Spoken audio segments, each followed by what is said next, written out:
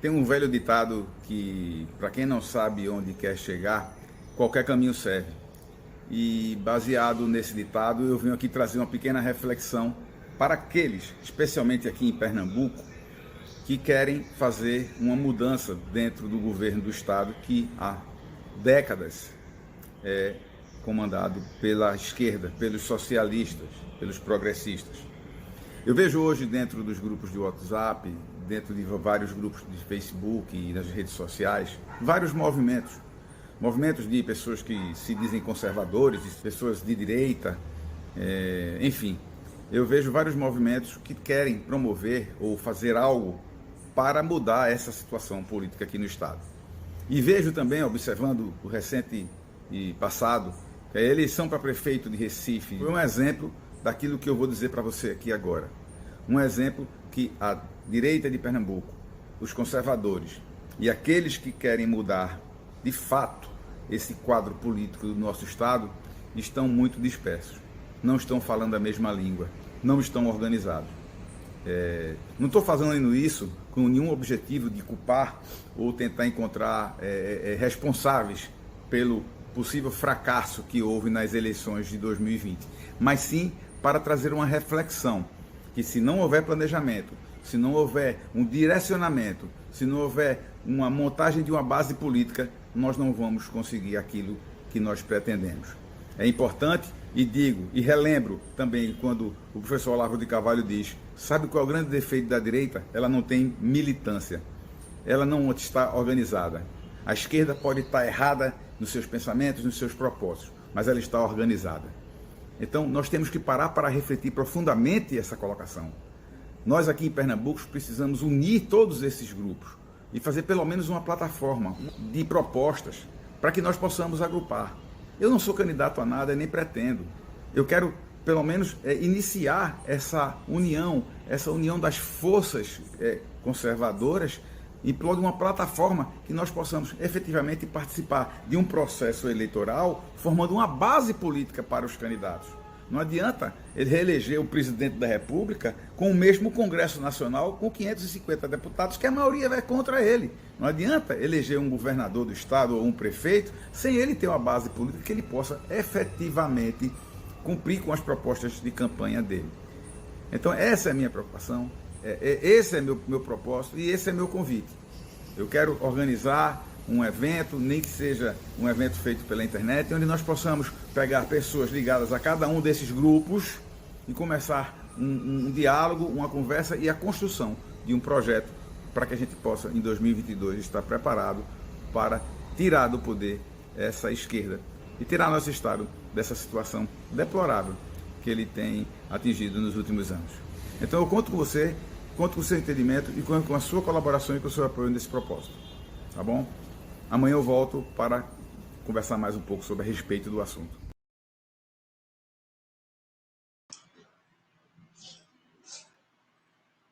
Boa noite, pessoal.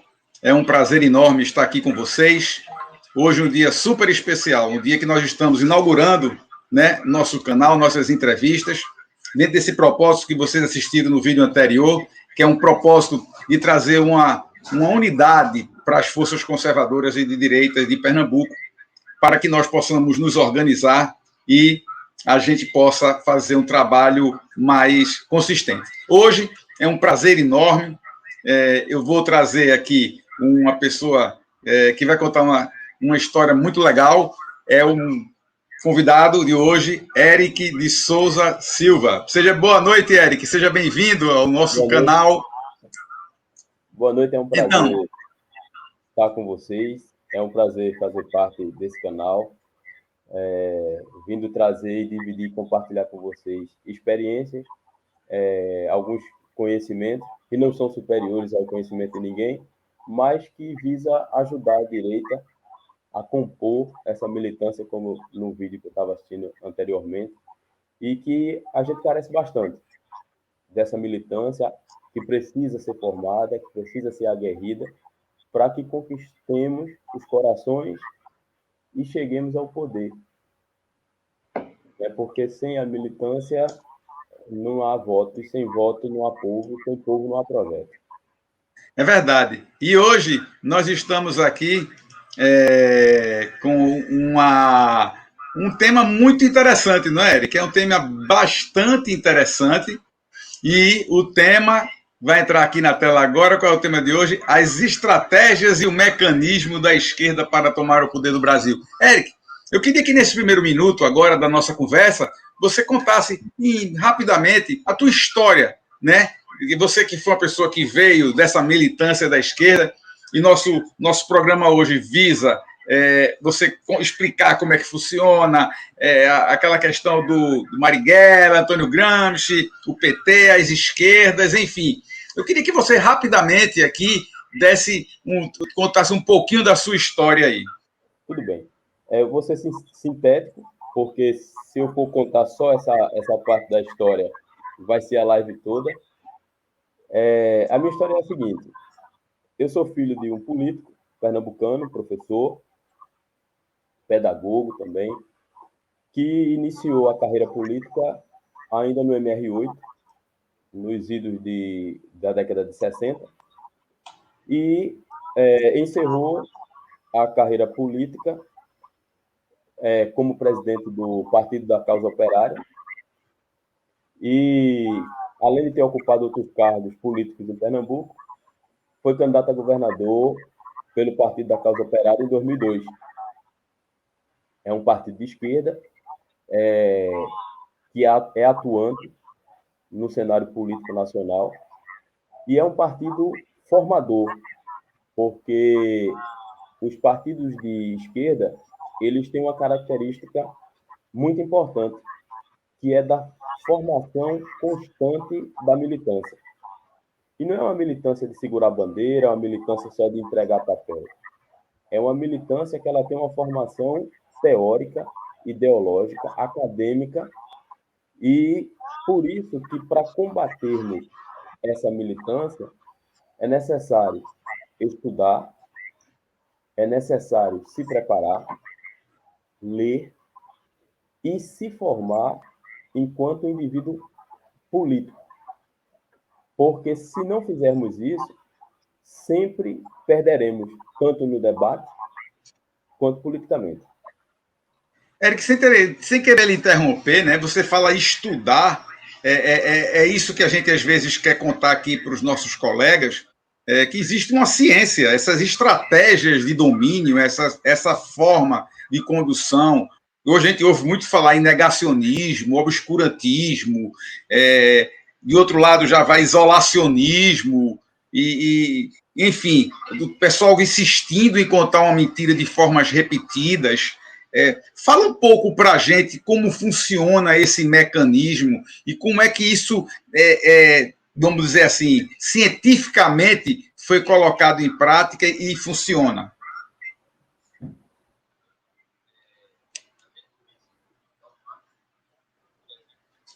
Você está me ouvindo bem? Você está me ouvindo bem, Eric?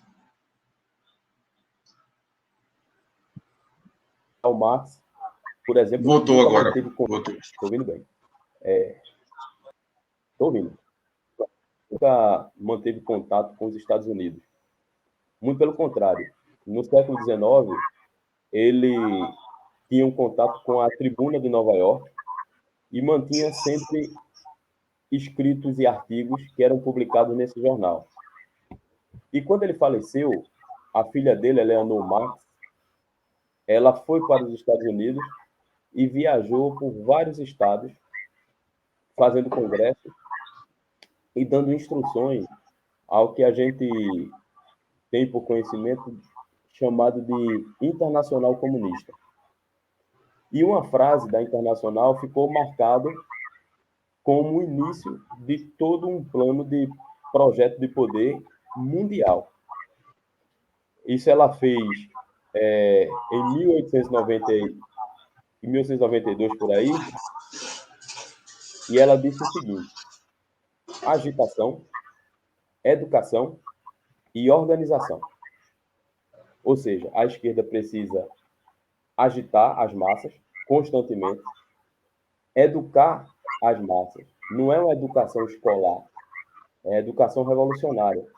É dizer... De guerrilha mesmo, de guerra mesmo. Justamente, uma guerra cultural. Você precisa moldar o pensamento das massas para poder você tomar o poder. E, por fim, a organização, que é a organização político-partidária, para que o projeto tenha continuidade. Então, já em 1908, 1905, o Brasil teve o primeiro contato com o comunismo e anarquismo trazido pelos italianos imigrantes. E já em 1917, eles conseguiram instituir a primeira greve no Brasil. Foi uma grande greve operária, atingiu principalmente o sul do país, e isso foi a prova de que uma militância organizada, devidamente agitada e educada é capaz de fazer. Eric, me diz uma coisa. Eu sou um cara que sou muito curioso e gosto muito de pesquisar e ver as coisas. A gente não vê nunca, desculpa até estar dizendo dessa forma, em nenhum momento da humanidade esse modelo funcionar. Na realidade, o princípio é igualdade, etc. E a gente sabe que não funciona assim. Nem na época do homem de Neandertal isso funcionou, em época nenhuma da vida. Quais foram os princípios que motivaram esse movimento?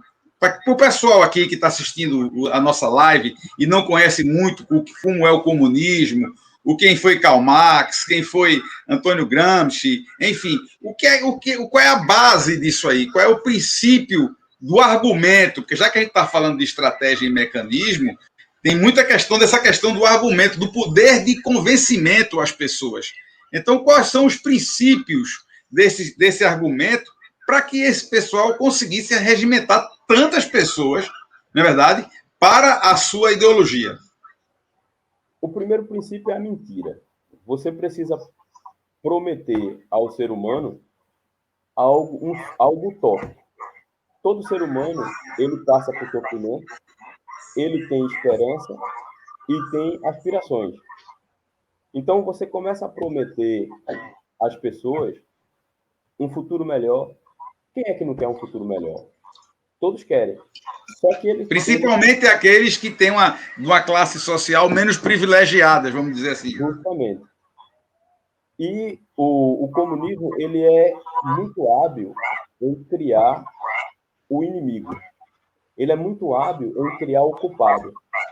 E esse culpado vai mudando ao longo do tempo. Quando ele não é genérico, ele é atribuído a uma pessoa e depois essa pessoa muda. Por exemplo, Marx fala no Capital, na burguesia. Com um tempo aqui no Brasil, o inimigo era o imperialista americano. E aos poucos ele vai mudando. Hoje é o bolsonarista. É o homem hétero, branco, certo? Católico ou evangélico, que é culpado pelo racismo, é culpado pela violência contra a mulher. Então, esse inimigo, ele vai, ao longo do tempo, sendo moldado pelo capitalismo para poder ter o mote e ter a agitação popular, a agitação das massas. Esse sentimento de culpa que querem trazer, né, que provoca os grandes debates de WhatsApp, né, porque hoje o WhatsApp virou o areópago, vamos dizer assim, da era moderna. O WhatsApp tem vários inimigos, né? Eu já estou bloqueado por algumas pessoas e algumas pessoas não conseguem. O que é impressionante é a falta da capacidade de dialogar. Era isso que eu queria te perguntar agora. Porque essa questão da esquerda é muito de impor. A mentira falada de forma constante e repetida para que ela se torne uma verdade, pelo menos dentro da cabeça deles. Não é verdade? E o que me impressiona hoje é como a mentira ela tem uma capacidade de propagação com consistência, como se ela fosse uma verdade. E muitas vezes a verdade, né?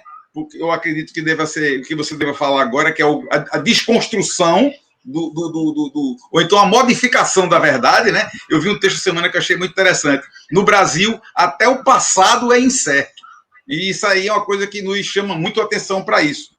Então, dentro dessas estratégias e do mecanismo, né, como é que funcionou de fato aqui no Brasil? Você estava começando a contar, eu queria que você aprofundasse um pouco mais disso.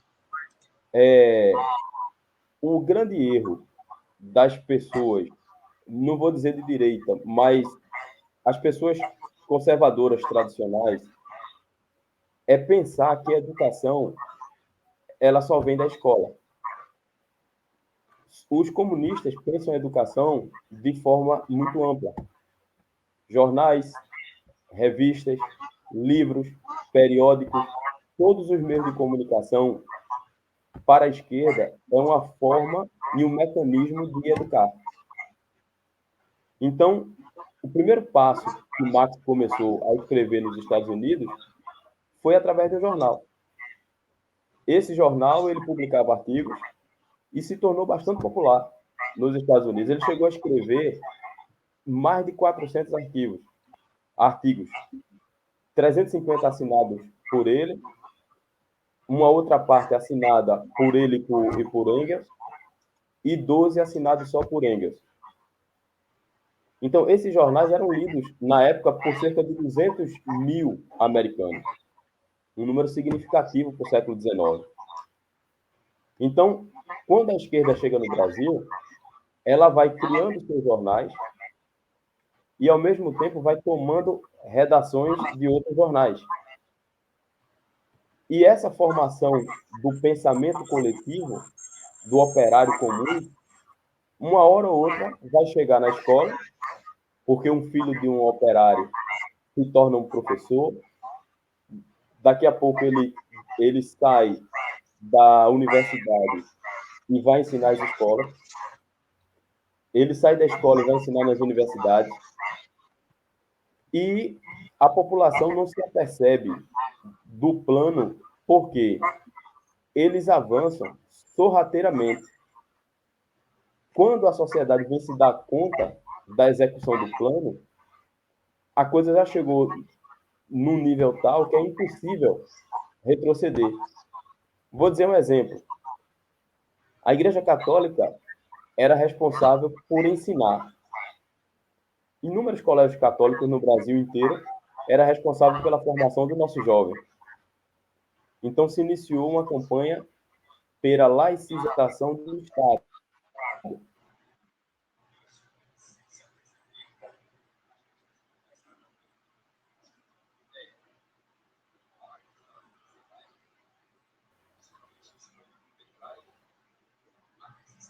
E isso, sem se aperceber, as pessoas começam a defender como se fosse uma... Só que isso esconde por detrás a necessidade.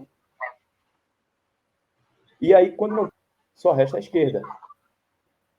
Não vai restar uma voz conflitante. Não vai restar uma voz oposta.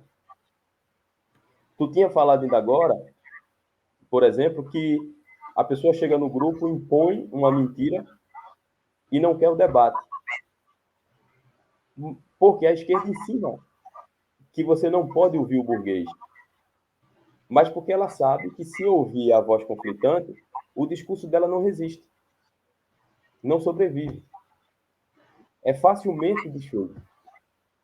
E para você mentir bem, você não pode soltar a mentira sozinha.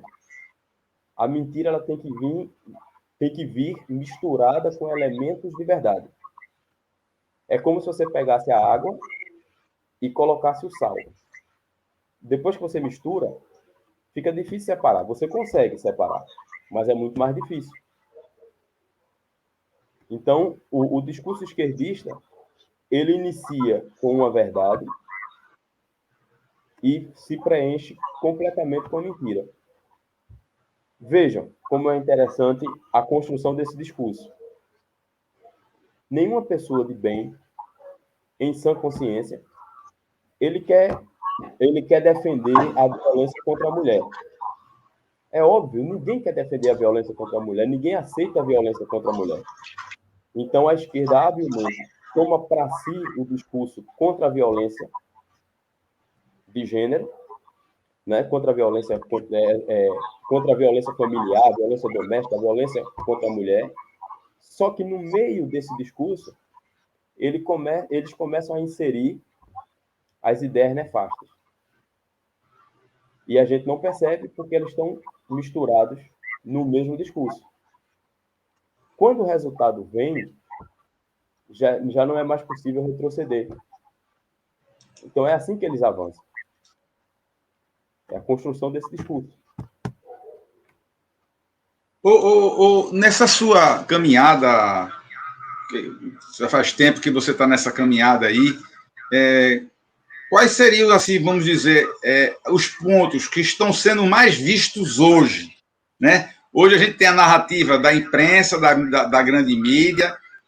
A gente está vendo que existe, no Brasil especificamente, existe um movimento constante para a derrubada do presidente, para a desestabilização do país na área econômica, sendo utilizado essa pandemia por outros interesses.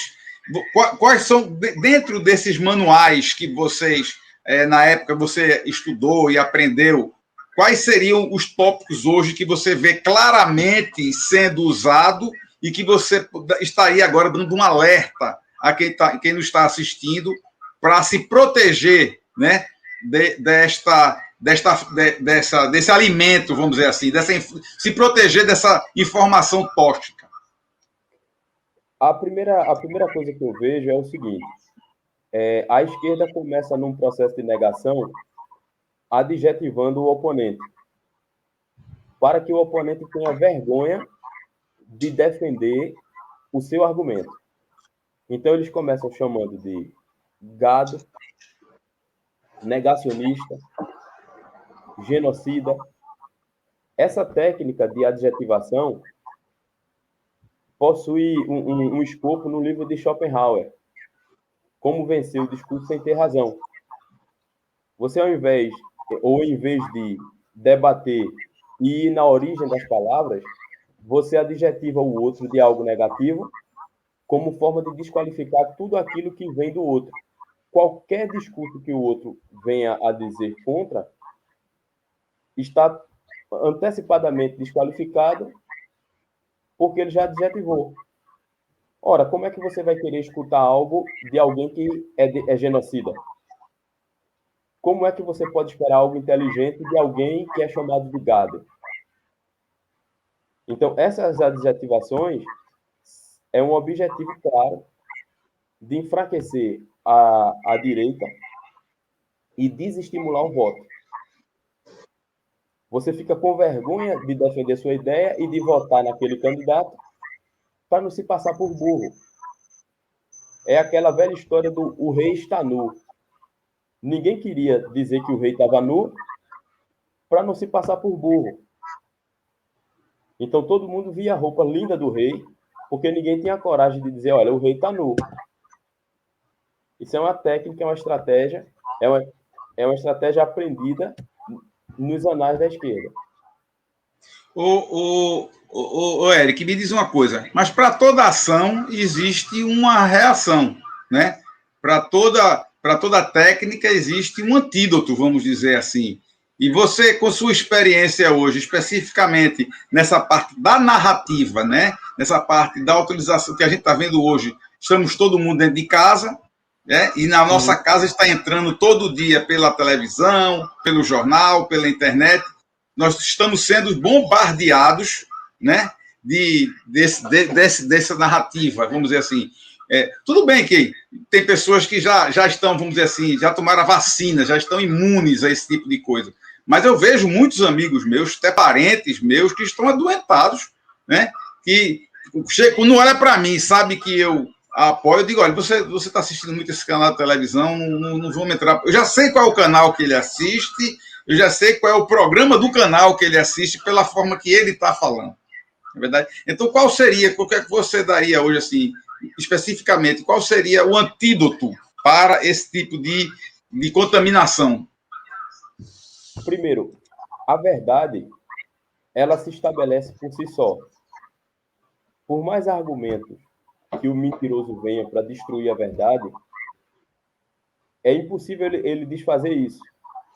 Agora, é preciso que usemos os meios de comunicação disponíveis hoje em dia para propagar constantemente a verdade e desqualificar em todos os momentos a mentira. Se encontrarmos um fio de mentira em qualquer situação, a gente tem como dever, ou devemos ter como dever a função de desfazer isso. Porque é impossível que um político ou qualquer agente da administração pública ele se diga honesto se ele começa mentindo. Porque a mentira é a raiz de todo mal. Eu ouvia dos meus avós antigamente a seguinte frase: quem mente, rouba. Então, como agentes da direita, temos a obrigação e o dever de desqualificarmos e desfazermos, desmontarmos toda a mentira propagada. Veja só, eu sinto isso, o que eu vou falar agora é uma coisa pessoal minha, tá? Eu sinto muito isso na pele. A gente nota que quando a gente chama para um debate, vamos conversar sobre um assunto, o que é que você... Não, vamos fazer um tema bem atual, a pandemia. Se você fosse o governante, o que você faria? Eu vacinava todo mundo. Sim, mas não tem vacina para vender. Não, isso não tem porque ele não quer. Ou seja, assim, na realidade, o negacionismo que eles tanto questionam, eles que colocam, é aquela história, eu sou ladrão, chamo você de ladrão para tirar o olhar de cima de mim. É por aí que a coisa anda, é uma questão de você... É aquela questão, né? Aquele cara...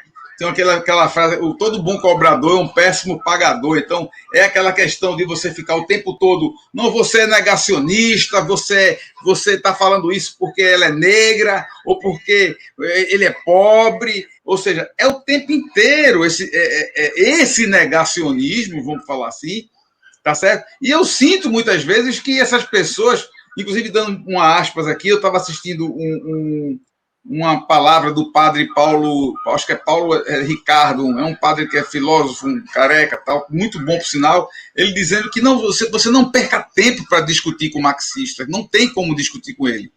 Não tem argumento, não tem diálogo. O que poderíamos fazer, já que essas pessoas estão contaminadas nesse nível, para que a gente pudesse reverter esse quadro? Porque só mostrar a verdade eles não escutam. Eu estou lhe colocando no canto da parede, tá, Eric? Só dizer a verdade não escutam. Então, qual seria realmente uma vacina, um antídoto mais eficaz?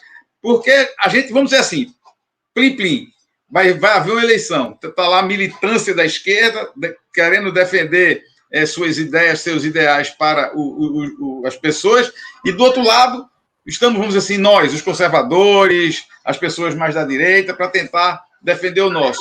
Aí é uma história. Mas como a gente pode convencer pessoas, como você um dia já foi de esquerda e um dia sua ficha caiu, tá? Você pode até nesse momento contar um pouco como foi essa sua mudança, essa sua conversão. Como é que pode ser feito esse trabalho, Eric? Dá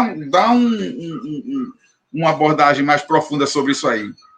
Primeiro, a gente não fala para o marxista. Porque se o marxista ele tem a convicção ideológica de que ele vai mudar o mundo, a gente não vai fazer isso. Todavia, a esquerda mostrou que não é maioria, é tanto que não elegeu o presidente. E a direita conservadora mostrou que é a maioria da população. É para esses que nós devemos falar. São essas pessoas que não podem desacreditar da direita.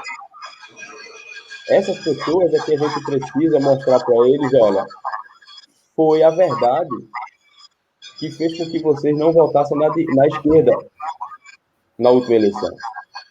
Então, é esse reduto político eleitoral que devemos manter. Porque desses 58 milhões de eleitores, nós temos uma parte que transita entre o centro e a direita. E não podemos deixar que eles votem num candidato hoje de centro, que pode ser um esquerdista disfarçado. Por exemplo, eu acredito que a grande maioria do eleitorado não tem conhecimento de que Ciro Gomes é financiado pelo Partido Comunista Chinês. Não, e muita gente, às vezes, deixa eu te interromper só um segundo aqui, por duas coisas. Muita gente, às vezes, pensa que é mentira, né? Tem gente que acha que o Foro de São Paulo é mentira. Então, eu convido você aí que não acredita, entra www.forodesaopaulo.org, eu acho que é isso, e vocês vejam lá os partidos que fazem parte do Foro de São Paulo. O primeiro nome que tem lá, se eu não me falha a memória, era o PDT. Aqui em Pernambuco, o PSB fazia parte do Foro de São Paulo, mas na última eleição, como uma estratégia política talvez, eles saíram desse ambiente para que não fosse. Nesse momento agora, está tendo panelaço aqui contra o presidente, não é verdade? O que eu acho interessante hoje, você ouviu o panelaço, é que muitas das vozes que estão gritando são de crianças, de jovens, você ouve. Quer dizer, as pessoas estão vendo televisão, elas estão batendo a panela, mas não são elas que pagam a conta da internet da casa delas, nem a conta de energia. Então, eu estou falando por que isso? Porque eu quero mostrar a você que a esquerda tem investido muito no jovem, né? A gente observa muito que essa militância é muito mais no pessoal mais jovem. O pessoal, quando vai amadurecendo, vai passando dos 40, vai começando a ter que pagar a conta da internet, tem que pagar o condomínio, tem que pagar o plano de saúde, pagar até a conta dos filhos, né? Porque até então muitos desses que estão aí batendo a panela são os pais deles que estão pagando as contas deles, mas me preocupa muito, porque como é que a gente pode fiscalizar essa questão de os nossos filhos estarem sendo educados, como você falou que a educação não só é da escola, é na televisão, é no jornal, é no dia a dia, no meio da rua. Como é que a gente pode bloquear isso?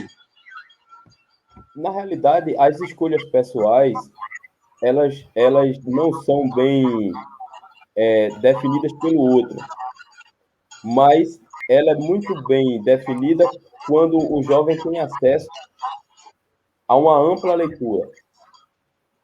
É óbvio que se o jovem só tiver acesso à leitura esquerdista, ele será um esquerdista no futuro. Mas se além da leitura esquerdista, ele lê a leitura oposta, aí ele vai ter uma escolha melhor. A grande questão é que a educação brasileira ela foi tomada ainda na década de 60. E de lá para cá, nós tivemos uma formação estritamente marxista. Nós não temos um correto conhecimento do Brasil imperial, nós não temos um correto conhecimento do Brasil da década de 60 para 70. O que temos é uma narrativa construída por professores comprometidos com a ideologia esquerdista. Só que a direita falhou muito em relegar ao segundo plano a historiografia, as ciências sociais, a filosofia. Mas você acha realmente que nessa sociedade atual que nós temos hoje, que é uma sociedade que não lê, é um povo que vive muito de imagem, né? É uma cultura muito de internet, você não acha que fica muito difícil nós tentarmos construir? Por exemplo, eu fui aluno de Moral e Cívica e OSPB, não é verdade? Hoje eu acho que não existe mais isso, as pessoas realmente não sabem nem o que é.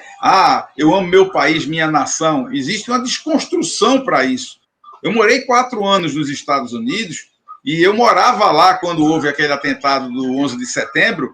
Eu morava na Flórida, o atentado foi em Nova York, mas eu me lembro muito bem do americano, ele sentindo-se ferido, o orgulho dele foi ferido, tá certo? E o espírito de nação que eles têm, de respeito à bandeira. Eu me lembro muito bem, Eric, que teve um minuto de silêncio em memória aos mortos lá do World Trade Center, e os carros paravam nas avenidas e todo mundo descia, cantava o hino nacional, orava e dizia todo mundo God bless America. Então, esse espírito que eu tenho notado que nessa última eleição também nos Estados Unidos também estão tentando desconstruir, apesar de lá ser algo muito enraizado, muito forte na população, Eu acho que no Brasil já foi completamente destruído. E tem como nós resgatarmos isso? Tem. Agora, lembre-se que o jovem de hoje, com 20 anos de idade, nasceu na década de 90 e recebeu toda a educação que já tinha sido preparada 20 anos antes. Lembre-se que Paulo Freire foi o secretário da Educação de São Paulo, no governo de Luiz Erundina, quando foi prefeita. Quando João Paulo assumiu a prefeitura aqui, em 2001, se não me falha a memória, foi 2001, em janeiro, a primeira coisa que ele fez foi acabar com a reprovação nas escolas da prefeitura. Até hoje, a escola da prefeitura do Recife não reprova aluno. Então, e eu fui professor da prefeitura. Eu recebi essa carga e fiquei, assim, horrorizado. Então, o jovem de hoje, que está com seus 20, 25 anos, é resultado disso. Essa geração, talvez a gente não mude. Mas nós precisamos voltar às universidades, precisamos tomar as universidades, das universidades precisamos tomar as escolas, as redações de jornais e a dianteira da escrita da história. Ainda agora tu estava falando do pessoal que fala genocida, negacionista e etc. Temos que entender o seguinte: quem não chora, não mama. A direita tem que pautar o debate antes da esquerda. Ora, eu nunca vi a direita se organizar como está se organizando hoje, de forma orgânica, de forma voluntária, porque a direita, antigamente, o que a esquerda chamava de direita, ela só se reunia pensando no que ia ganhar depois das eleições, em forma de emprego, em forma de cargo, em forma de poder. E hoje, a direita está se reunindo sem pensar em ganhos pessoais e assim, coletivos. Uma outra coisa importante que precisamos frisar é o seguinte: a direita pernambucana precisa entender que as profissões importantes não só são aquelas que geram dinheiro, que geram fortuna, mas profissões formadoras. Nós precisamos, para ontem, chamar o professor pernambucano e dizer: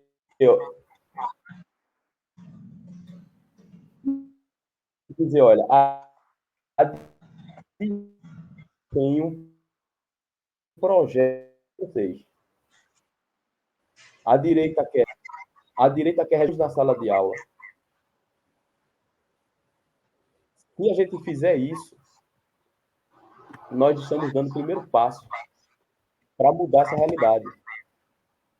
Porque, por mais que a esquerda diga que os professores são pautas da esquerda, a esquerda passou 16 anos na presidência e não mudou a realidade do professor brasileiro, que continua ganhando pouco, massacrado e humilhado em sala de aula.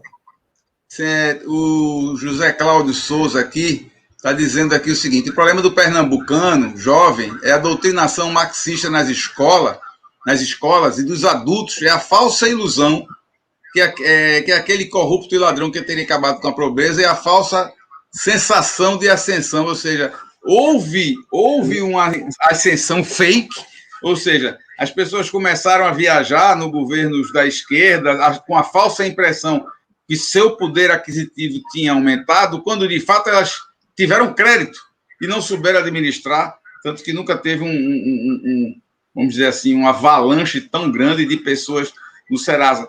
Conta um pouquinho da tua história, da tua conversão, do momento que você disse: poxa, esse número não fecha, essa praia não é minha praia. Como é que foi isso? Como é que conta aí um pouquinho da tua experiência pessoal?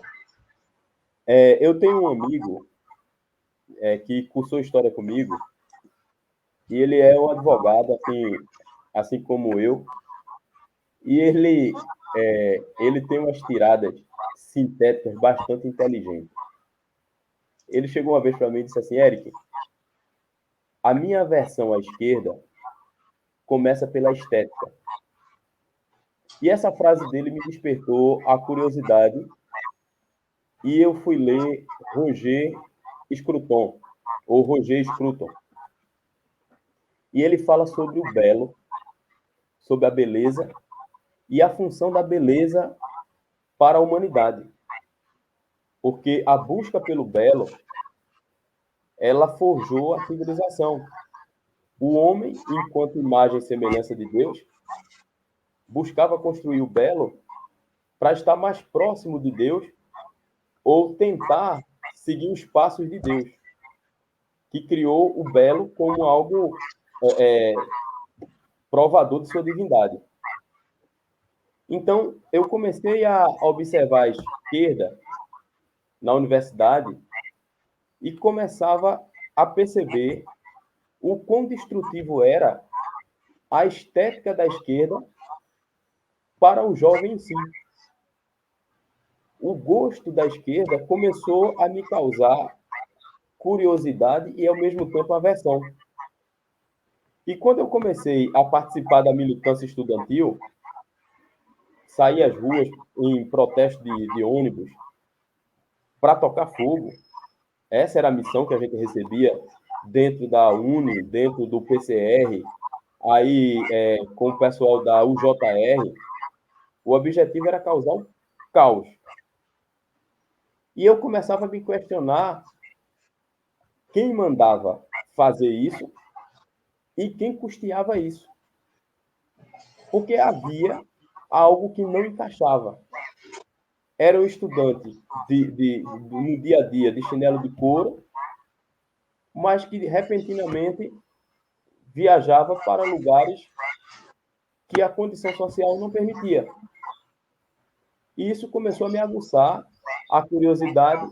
Foi quando eu passei a perceber que pessoas de altos escalões da esquerda financiavam tudo isso dentro da universidade. Com dinheiro vivo.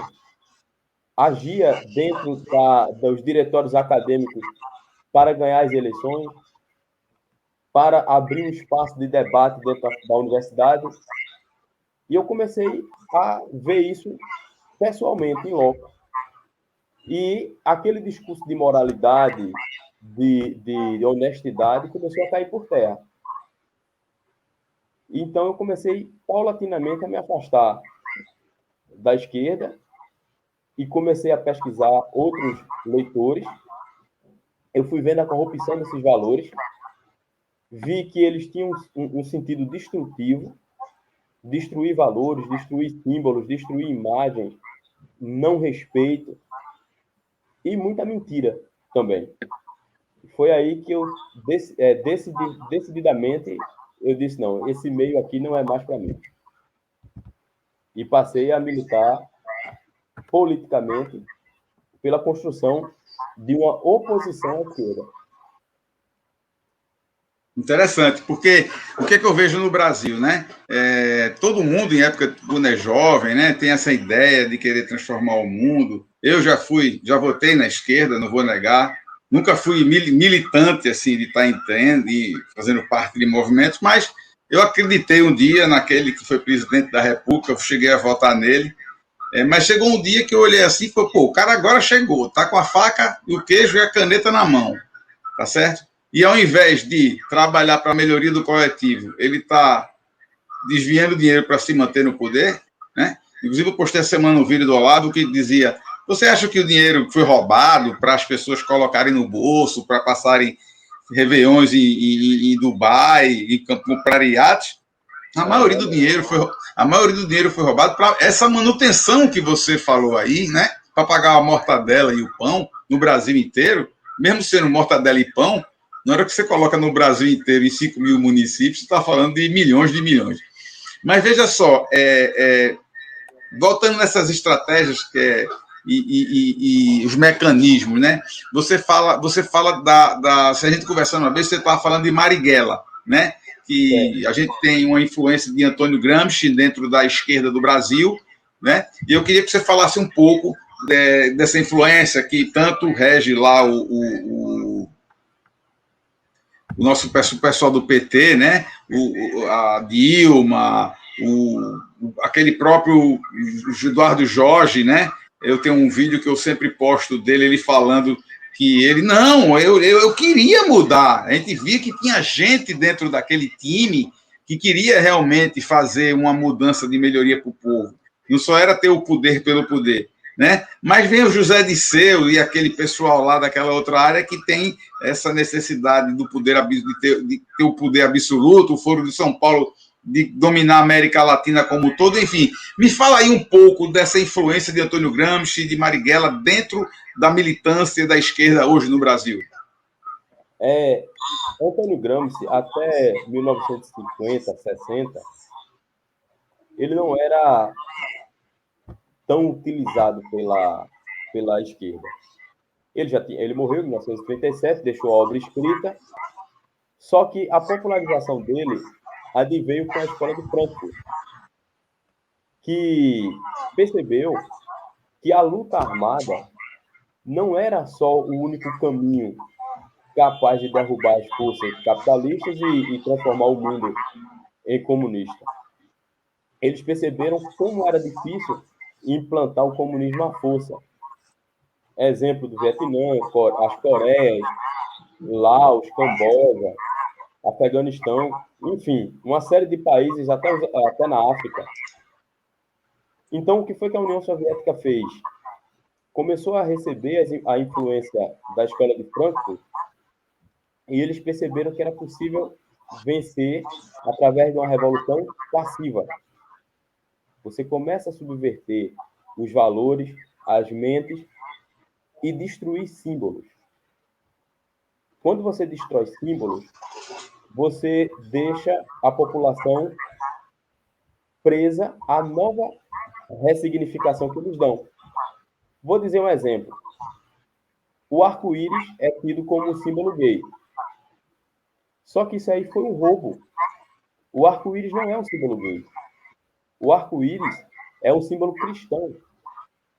Que quando Noé saiu da arca, Deus fez o arco-íris e mostrou a Noé que aquilo era o símbolo de uma nova aliança entre Deus e os homens.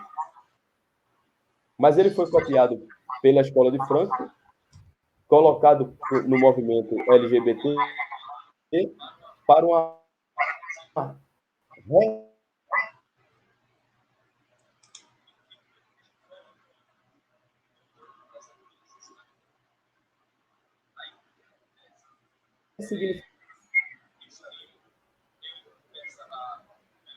enquanto isso, os jovens vão... Aí, o que acontece? Isso aí, ele começa a formar profissionais intelectuais orgânicos que vão ocupar escolas, repartições públicas, grêmios, associações, destruindo valores, corrompendo o pensamento, comportamento. E os frankfurtianos, eles acreditam na dialética da destruição. Eles acham que o motor da história, a história só vai mudar mediante a destruição dos valores e símbolos da sociedade.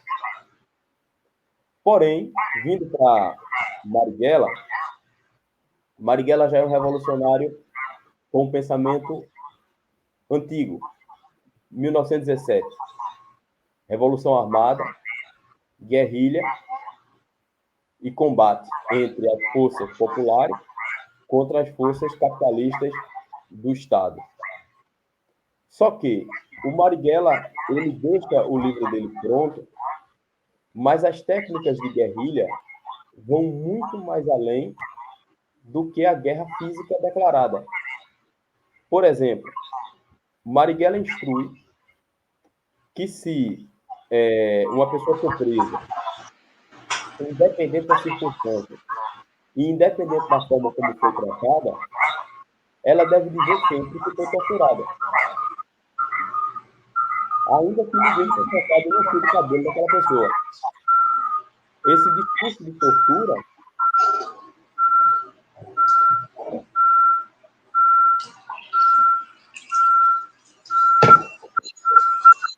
melhorou. Tá ouvindo?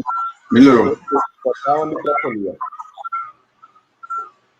Esse discurso de tortura, ele impacta o cidadão comum pela vilania do crime, pela ojeriza que esse tipo de crime causa nas pessoas. Até um tempo atrás, o ator Mário Lago, numa entrevista, ele já velhinho, ele conta justamente sobre isso. Ele fala que o Partido Comunista orientava todos aqueles que foram presos, quando saísse, dizer que foram torturados. Então, a prova viva não, que ele já faleceu, mas é uma prova inconteste do que eu estou falando. Uma outra coisa que o Marighella falava era que toda vez que a polícia ela fosse atrás de revolucionários, ele criasse uma situação para que alguém fosse morto, ou até ele mesmo matasse. E no final ele acusasse as forças do Estado. Porque a força do Estado ela tem o rosto, ela tem uma satisfação a dar. Então, se toda vez que as tropas do Estado ela subia, vamos supor, um morro atrás do revolucionário, e algum inocente morria, isso gerava na população comum uma revolta não contra o revolucionário, mas contra as forças do Estado. Isso é uma técnica de guerrilha. E o que acontece? Esse manual de guerrilheiro urbano, por incrível que pareça, ele é utilizado pelo narcotráfico no Rio de Janeiro. É por isso que nós vemos constantemente pessoas mortas por bala perdida quando as polícias vão subir o morro. E é sempre a bala perdida, nunca é do bandido, né? A bala perdida é sempre... Então, essas técnicas de propaganda, de comoção popular, de inversão dos valores no momento do combate, isso está escrito no manual. Teve uma chacina aqui no Engenho, em Pernambuco, na década de 60, 70. Essa chacina é documentada pelo Cabo Anselmo. Foi no Engenho aqui, na Mata Norte, e disseram que foi as forças do Estado que matou. Só que o próprio Cabo Anselmo diz que foi um justiçamento. Ou seja, era comunista matando comunista, mas depois que o resultado era obtido, culpava-se as forças do Estado, para que constasse nos anais da história que as forças repressivas do Estado estavam executando os revolucionários. Ora, só que em nenhum momento eles falam das pessoas que os revolucionários mataram. Foi a bomba no aeroporto do Recife, foi a bomba na Câmara dos Vereadores. Isso é uma forma de você induzir a comoção popular e colocar as massas contra as forças do Estado. Eric, me diz uma coisa. A gente viu recentemente alguns eventos, né? Teve a morte da Marielle, que até então descobrir quem foi que mandou matar ela, a culpa era das forças do governo, do Bolsonaro, da família, enfim. Até porque o Bolsonaro foi um ponto... Eu enxergo o Bolsonaro, não sei se a sua opinião é igual à minha, mas eu enxergo ele como um restart, uma unificação de uma direita no Brasil, o renascimento da direita no Brasil. Em 2014, se não me falha a memória, Lula deu um discurso dizendo que, pela primeira vez na história do Brasil, não tinha nenhum candidato de direita à presidência. Todos eram candidatos alinhados, não sei se foi em 10 ou 14, mas todos eram candidatos alinhados à esquerda. E agora, em 18, veio o Bolsonaro, né, que veio do momento de uma revolta popular muito grande, porque a esquerda, durante seus anos de governo, ela, vamos dizer assim, entre aspas, ela exagerou muito, né, nos desvios que sempre existiram na história do Brasil, mas exageraram muito e tornou uma satisfação generalizada na população. Eu lhe pergunto, em paralelo, eu vi uma crítica um dia desse, a de Olavo de Carvalho, que houve um evento em Madrid, que estavam querendo criar, se eu me falar a memória, o Foro de Madrid, que era tipo alguma coisa parecida com o Foro de São Paulo. E Olavo diz bem assim, veja só, vocês querem lutar com ele com as mesmas armas que eles lutam, né? Tipo assim, não é assim que você vai combater eles, não é fazendo da mesma forma que eles fazem que você vai combater ele. Por que eu estou falando isso? Porque eu perguntaria a você, hoje, o que é que nós deveríamos fazer que não é feito para que a gente possa também levar uma certa vantagem nessa disputa, nessa guerra, vamos dizer assim. A primeira certo. A primeira é entender que até 2018, podemos assim dizer, não existia uma direita no Brasil. Existia o que a esquerda convencionava chamar de direita. Então, tudo que era negativo, tudo que era ruim, a esquerda dizia é de direita. De 2018 para cá, nós estamos vendo nascer uma direita de verdade, orgânica, que está procurando conhecimento, que está procurando se definir enquanto direita. Aí, dentro da direita, há vários outros movimentos. Existe a direita conservadora, existem os monarquistas, existem os católicos, os evangélicos. Ainda muita água vai passar para que a direita se solidifique, ganhe corpo, ganhe músculo. Só um minuto, por favor. Só um minuto, por favor. Pessoal, está no Instagram, nosso tempo está acabando aqui. Corram lá e continuem assistindo nossa entrevista lá no Facebook, na página de União por Pernambuco, tá bom?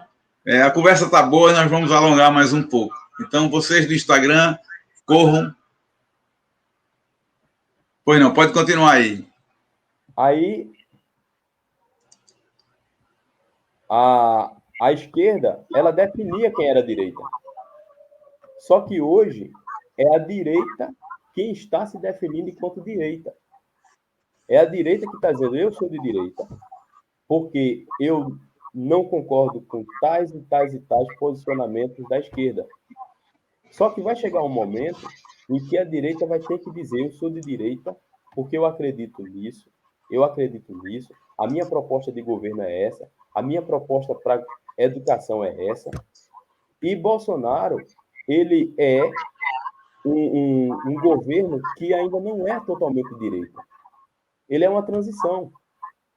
E é uma transição necessária. E é importante que a gente defenda ele no governo, porque se ele sair, a esquerda vai voltar e vai voltar muito mais forte. Então a gente precisa lutar com as armas que temos. E Bolsonaro é a arma que temos no momento. Por que ele é a arma que temos no momento? Porque ainda não construímos um outro nome genuinamente de direita para vir a substituí-lo. Então não podemos perder essa oportunidade. Esse é o caminho. E assim, aqui em Pernambuco, nós vemos, né? Nós vimos nos últimos anos. Eu às vezes até questiono quem é esquerda e direita. Eu também tenho essa questão que eu me lembro, né? Eu tenho 55 anos. Eu quando tinha 10 anos, vamos dizer assim, era 70, na década de 70, 75, estava naquele auge, quando tinha a Arena, que era a direita, na verdade, e o MDB, né? E depois da Arena se transformou no PDS, na verdade. E dentro do PDS nós vimos José Sarney, né? Que era do PDS, que era da direita. E depois você vê José Sarney no partido, né? Que é da esquerda. Aí já dizia Cazuza, ideologia, eu quero uma para viver. Né? Deixa eu te dizer uma coisa sobre isso que tu está falando. o que era antigamente a direita, vamos fazer um recorte e vamos falar de Pernambuco. O que era a direita em Pernambuco? A direita em Pernambuco eram pessoas da aristocracia local, que eram católicos tradicionais, pessoas até mesmo de boa conduta moral. Um exemplo disso era o Marco Maciel, Roberto Magalhães, que eram pessoas de condutas irrepreensíveis, mas que eles nunca foram de direita. Eles eram os políticos locais, tradicionais locais. E a esquerda apontava para eles e dizia, olha, esses são de direita. São coronéis, são aristocratas, são latifundiários, é a elite de Pernambuco, esses são de direita. Só que eles nunca foram. A prova é tanta que o PFL, que hoje é o Democratas, na primeira oportunidade, quando viram que perderam o espaço em 2002 e Lula foi eleito presidente, eles mudaram o nome. Deixaram de ser Partido da Frente Liberal e passaram a ser democratas. Porque faltava a eles a identidade de direita. E a identidade se constrói justamente com a ideologia, como você falou. Ideologia eu quero para viver. Você precisa de um arcabouço teórico ideológico para poder se definir enquanto direita. Você nunca vai ver o Partido Comunista mudar de nome, com exceção do PCB, que virou PPS.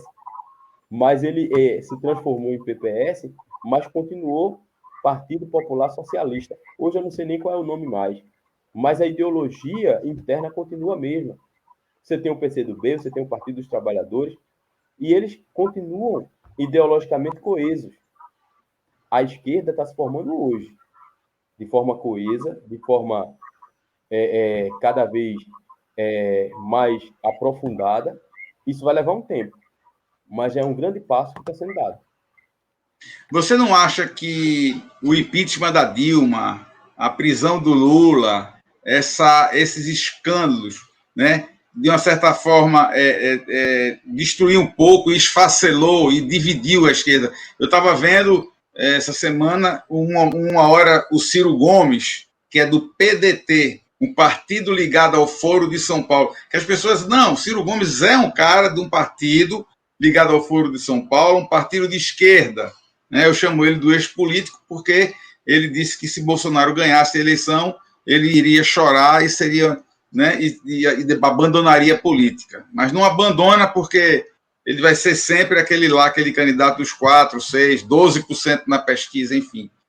Mas eu vejo o PDT. Como surgiu o PDT? O PDT surgiu com Leonel Brizola, não foi isso? Sim, mas sabe o bastidor, como aconteceu? Não, aproveita a oportunidade aí e conte pra gente aí. Quando houve já o início da reabertura e a lei da anistia em 1979 e 1980, havia 3 lideranças de esquerda no Brasil. Uma era o Lula, virou líder sindical no ABC. A outra era Leonel Brizola, que tinha fugido para o Uruguai e era genro de Jânio Quadros e líder do Morena, que era o Movimento Revolucionário Nacional.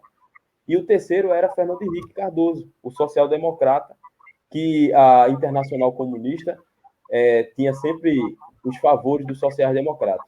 Então, eles viajaram para a Itália, na Internacional Comunista, numa reunião da Internacional, e não havia espaço para as 3 lideranças no mesmo partido.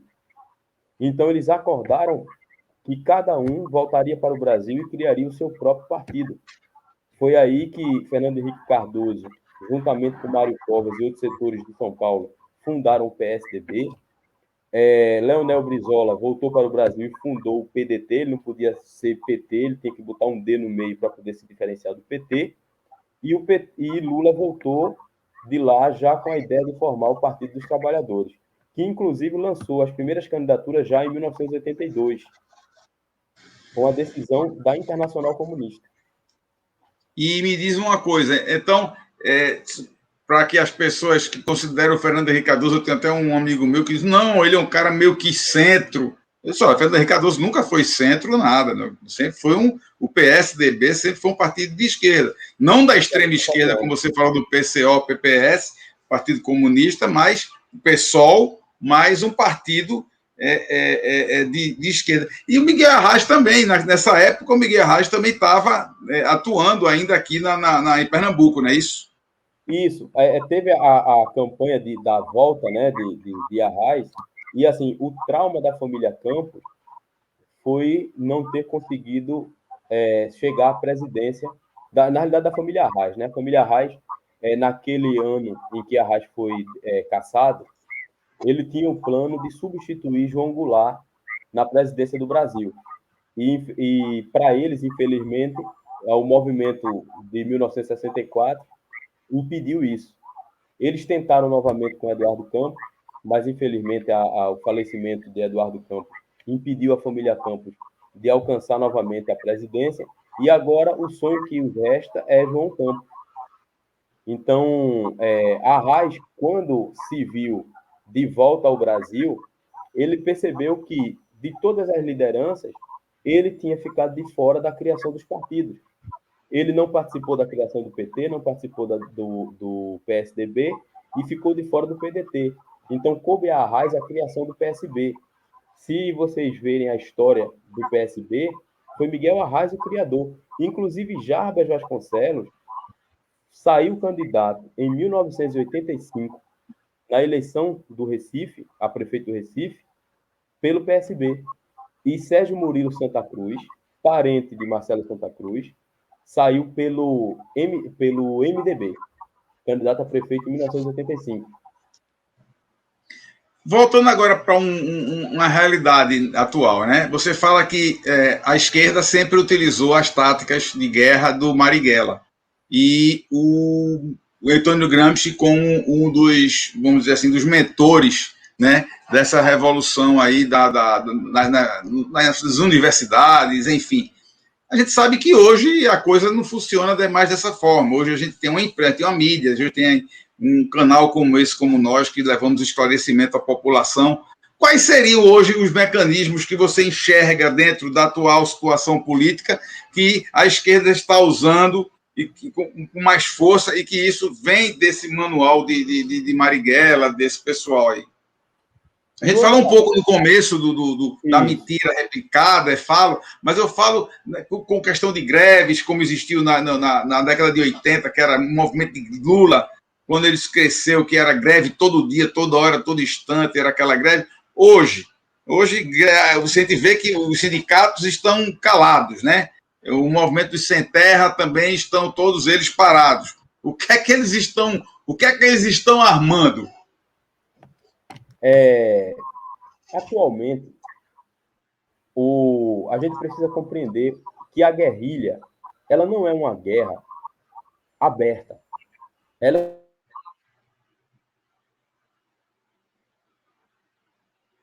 é uma guerra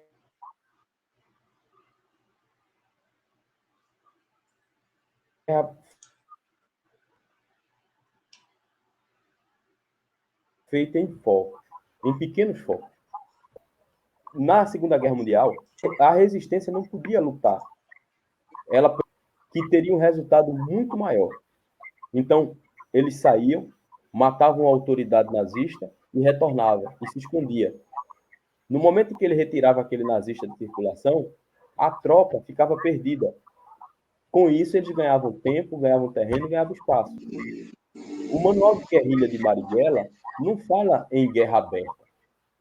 Ele fala de guerra assimétrica, o que é diferente.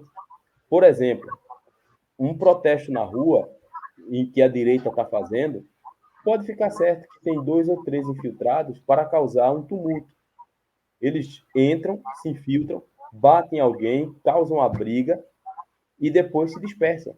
Aquela briga que foi causada provavelmente vai prejudicar o movimento. Talvez enfraqueça as pessoas a vir num próximo, as pessoas vão ficar com medo. No ano passado, se não me falha a memória, foi antes do Carnaval, quando as pessoas começaram a sair às ruas e fazerem protestos, Rio de Janeiro, São Paulo, Brasília, muitos e muitos casos, as pessoas eram agredidas na rua por forças opostas, com o rosto coberto, E, de repente, essas pessoas não eram pegas pela polícia, essas pessoas se dispersavam, sumiam, desapareciam. Eu vi vídeos de idosos recebendo rasteira na rua, apanhando na rua, de jovens, vestidos de preto, e eles faziam as ações e se dispersavam. É o caso dos Black Blocs. Isso é uma forma de guerrilha e uma forma de atuação que está descrita no manual. Não é difícil a gente localizar isso, não. Eu posso até mandar as páginas depois. Seria muito bom, assim. Inclusive, essa conversa da gente, pelo que eu estou vendo aqui, se deixar, a gente vai virar noite, né? A gente já terminou, já estamos com 1h10 de entrevista. A gente não. Né? O ideal seria 1 hora, mas eu vou deixar aqui um convite para que a gente possa fazer mais uma conversa desse tipo, muito boa. E, assim, eu queria que você agora desse sua mensagem aí, o que é que você... A gente sabe, né? Eu, antes de você terminar, vou colocar mais uma vez aqui para o pessoal que está assistindo, o que motivou o União para o Pernambuco, né? É a gente juntar todas essas frentes, essas pessoas que têm os grupos de direita, de centro-direita, dos conservadores, vamos chamar assim, porque na eleição passada, de 2020, para prefeito, a direita meio que não conseguiu se organizar de uma forma que a gente pudesse eleger o prefeito. E isso ficou evidenciado a conversa, vamos dizer assim, não era uníssono na direita. Cada um contava uma coisa e tal. Partindo disso surgiu isso. Eu quero lhe pedir apenas um tempinho que eu vou botar de volta aqui o vídeo para que as pessoas que estejam assistindo o vídeo agora assistam, e depois eu quero voltar com você para você falar um pouco sobre esse fechamento, tá bom? Só um segundo. Tem um velho ditado que, para quem não sabe onde quer chegar, qualquer caminho serve.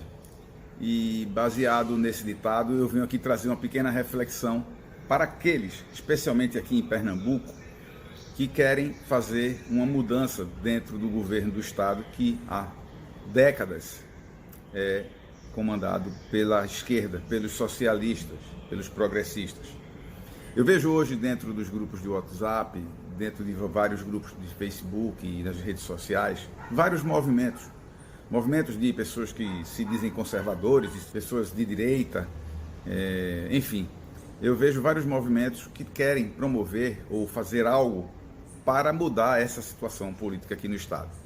E vejo também, observando o recente e passado, que a eleição para prefeito de Recife foi um exemplo daquilo que eu vou dizer para você aqui agora.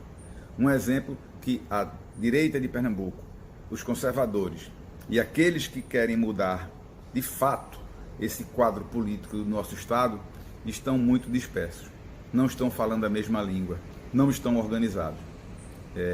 Não estou fazendo isso com nenhum objetivo de culpar ou tentar encontrar responsáveis pelo possível fracasso que houve nas eleições de 2020, mas sim para trazer uma reflexão, que se não houver planejamento, se não houver um direcionamento, se não houver uma montagem de uma base política, nós não vamos conseguir aquilo que nós pretendemos. É importante, e digo, e relembro também quando o professor Olavo de Carvalho diz, sabe qual é o grande defeito da direita? Ela não tem militância, ela não está organizada. A esquerda pode estar errada nos seus pensamentos, nos seus propósitos, mas ela está organizada. Então, nós temos que parar para refletir profundamente essa colocação. Nós aqui em Pernambuco precisamos unir todos esses grupos e fazer pelo menos uma plataforma de propostas para que nós possamos agrupar. Eu não sou candidato a nada, nem pretendo. Eu quero, pelo menos, iniciar essa união das forças conservadoras em prol de uma plataforma que nós possamos efetivamente participar de um processo eleitoral, formando uma base política para os candidatos. Não adianta ele reeleger o presidente da República com o mesmo Congresso Nacional, com 550 deputados, que a maioria vai contra ele. Não adianta eleger um governador do estado ou um prefeito sem ele ter uma base política que ele possa efetivamente cumprir com as propostas de campanha dele. Então essa é a minha preocupação, esse é meu propósito e esse é meu convite.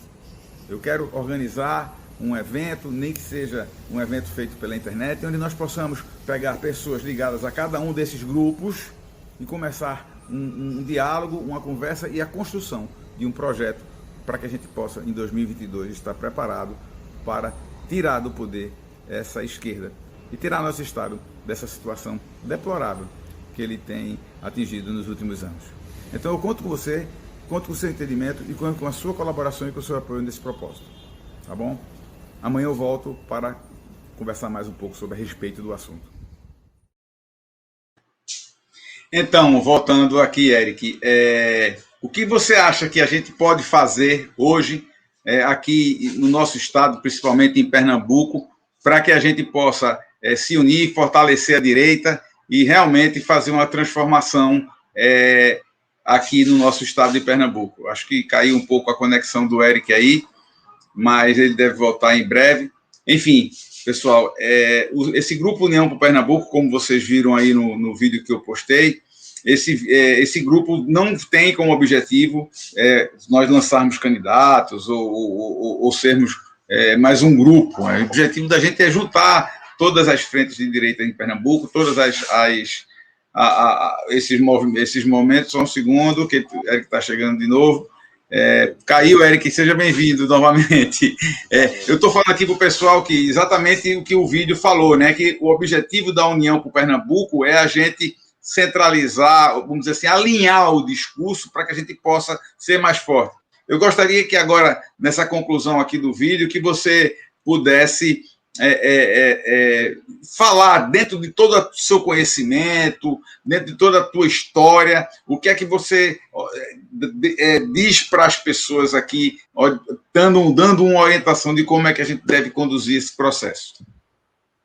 Em primeiro lugar, é união. Nós precisamos entender que demos um passo muito grande. Esse passo pode ser até além do que as pernas poderiam alcançar. E, depois da união, nós temos que ter a compreensão de que não existe governo perfeito. Principalmente num cenário político que existe no Brasil. Nós temos um presidente lutando contra todas as forças que a esquerda construiu ao longo de mais de 100 anos no Brasil. Temos que ter a dimensão de que a esquerda começou a atuar em solo brasileiro de forma unida, organizada, desde 1900, com a chegada dos primeiros italianos aqui no solo brasileiro, os imigrantes italianos. Então, nós elegemos, na última eleição, em 2018, um presidente da República. A nossa situação política não vai mudar em 4 anos de governo. Nós começamos a mudar. Então, precisamos que esse passo que foi dado, ele não retroceda. É daqui para frente. Precisamos também entender que não é hora para projetos unicamente pessoais. Nós podemos construir candidaturas de forma coletiva para ocuparmos espaço político. E lembre-se, não é só o mandato que faz a direita. Você é direita no seu trabalho, você é direita na escola onde você ensina, você é direita na universidade que você cursa, você é direita nos clubes que você frequenta. A direita, ela tem que ser direita em todos os espaços que vá. É assim que a gente constrói uma sociedade diferente amanhã. Posso te fazer um convite, Eric? Pode. Veja só, a gente sabe que um dos maiores inimigos que o presidente tem hoje é o establishment, né? Ou seja, não é o primeiro escalão nem o segundo escalão, é dentro de todos os órgãos públicos, dentro de todos os poderes legislativo, judiciário e executivo, estão, vamos dizer assim, estão repletos de pessoas que foram formados por esse movimento de esquerda no Brasil. Na justiça, no legislativo, dentro das empresas, das instituições, né? A gente sabe disso. Eu queria convidar você para a gente fazer um segundo debate, partindo do mesmo tema, lógico, de como nós desconstruirmos o establishment. Não é apenas o poder, porque a gente vê que nós temos hoje um presidente que tem seu poder limitado pelo STF, que foi montado por esse modelo político, né, nesses últimos anos. E que não vai ser fácil. Nós não temos mais 30 anos aqui para esperar para viver num país melhor. Não é verdade? Cada ano que das nossas vidas, cada ano que passa, nós temos menos tempo ainda a aproveitar.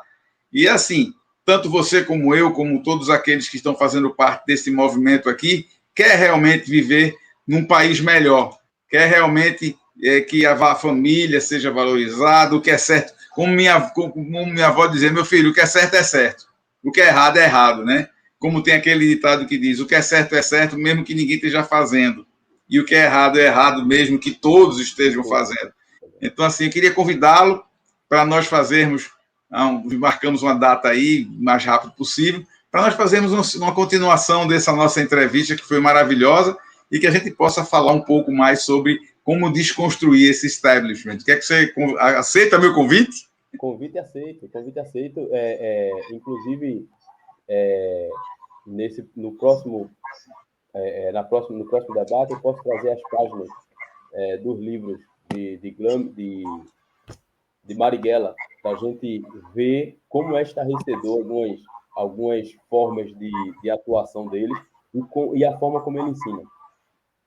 E ótimo, com certeza eu também já vou estar mais, vamos dizer assim, trabalhando melhor esse aplicativo aqui que a gente está utilizando para o evento, entendeu? Para este evento, e a gente faz as postagens aí. No mais, quero lhe agradecer, Eric, por a sua disponibilidade aqui, de nós estarmos aqui. Só para terminar, depois da panela, tem umas panelinhas aqui batendo, depois alguém botou um alto-falante do lado de fora e tocou o hino de Pernambuco, depois tocou o hino do Brasil. E tem muitas bandeiras do Brasil penduradas aqui nas janelas dos apartamentos aqui no envolto. Mas é isso aí. Eu acho que, só para eu terminar a minha opinião, eu acho que a esquerda hoje ela tem um inimigo que ela não esperava, que foi o renascimento da direita. E isso é uma coisa que, se nós fizermos a coisa da maneira correta, a gente vai transformar esse Brasil num lugar melhor para viver. Obrigado, Eric. O pessoal que está assistindo aí, gente aqui até de fora do Brasil, até postei aí. Mandar um abraço aqui para todo mundo, a Jeane, Marcelo, Viviane, gente que está aqui assistindo de Roterdã, da Holanda. Olha aí, ó. Então, vamos em frente, pessoal. A gente não vai desistir de lutar nunca, né, Eric? É verdade, com certeza. Um grande abraço para você, amigo. Muito obrigado pela sua presença. Boa noite e a gente se encontra na próxima live. Espero que seja o mais rápido possível. Tá bom, amigo? Então, pessoal, boa noite aí. Um abraço a todos. Valeu, Eric. E então, pessoal, não deixem de seguir o nosso canal no YouTube, no Instagram, no Facebook, e nós temos também um grupo no Telegram. Então, boa noite a todos e